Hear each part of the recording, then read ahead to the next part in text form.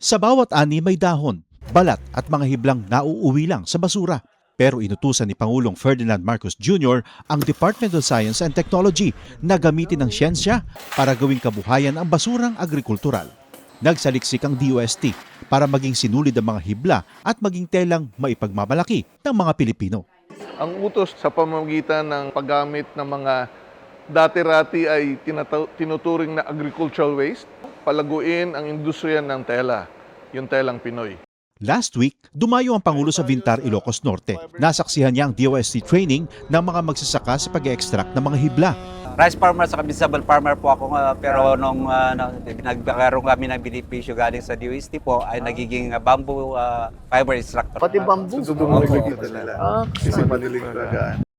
Ininspeksyon din niya ang DOST Yarn Production Center kung saan ginagawang sinulid ang mga hibla. May dagdag kita ang mga magsasaka at mga habi, pati mga may kapansanan nakakahabi. Dati-rati sa bahay lang siya. Ngayon, kumikita na siya at nakakapagbigay siya ng pera sa kanyang magulang. Nung natutunan ko po yung paggawa, Sino nagturo sa nag-training po kami sa DOST. sa DOST rin? Hindi lamang tela ang nakita ng Pangulo, kundi mga buhay na nabago at industriya ng telang muling naibangon.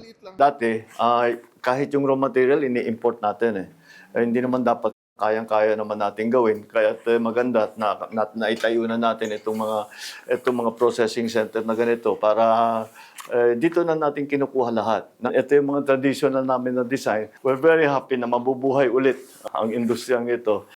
Sa buong bansa, tuloy-tuloy ang trabaho. Isa-isang inaayos sa mga bagay na magpapagaan sa buhay ng mga Pilipino. Mula basura, naging produkto. Mula siyensya, naging kabuhayan. Bit-bit ang mga bagong oportunidad sa mga Pilipino.